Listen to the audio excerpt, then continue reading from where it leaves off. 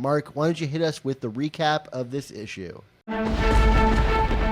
We open with a WWE-style stare-down between Spidey, She-Hulk, Tombstone, Kingpin, Typhoid Mary, and some goons. Kingpin seems a little miffed that his son has been drawn into the gang war for the reasons of revenge, and in this case, revenge means going after Tombstone's family. Meanwhile, Typhoid Mary is waving and blowing kisses at Spidey and She-Hulk, and they are fighting over who she's making eyes at. Fisk ups the temperature a bit in the room by telling Lonnie that he sent some troops to help Rose in his war against Janice. Tombstone tells him to call off his men, and Fisk is all, I know you are, but what am I? And then a big melee starts. That brings us over to another stare down. Gimp Janice and the Syndicate are staring down Rose and Digger, and Beetle disrespects Digger by calling him poor man's Bruce Banner. Just as Digger is about to start cracking skulls, we zoom back over to Fisk and Lonnie, and man, that's a lot of nose-to-nose contact for two mafiosos. Tombstone's capped teeth crack, revealing his terrifying pointed teeth and unlocking the rageful Tombstone we know and love.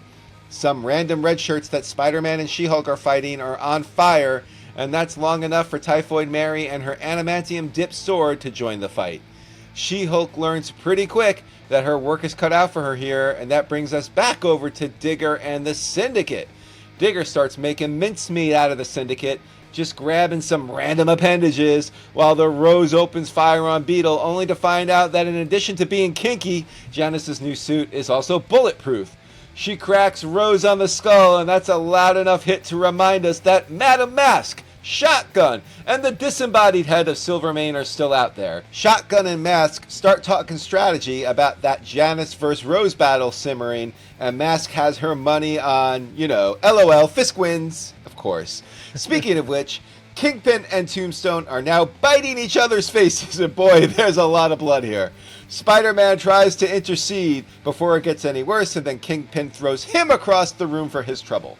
She-Hulk and Mary are still fighting until Mary stabs her in the stomach, a la Wyatt, stabbing legacy Spider-Book character and best friend to Peter, MJ, and everyone else supporting in the Spider-Verse, Kamala Khan. Except this time, someone in the Spider office realized that they have already exceeded their fridging of women in Spider-Man comics quota by one in the past 12 months, so She-Hulk is upgraded to very much alive.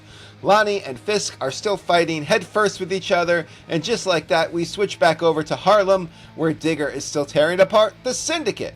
However, Janice looks like she's got the Rose on the ropes, until another batch of goons comes in with guns a-blazing.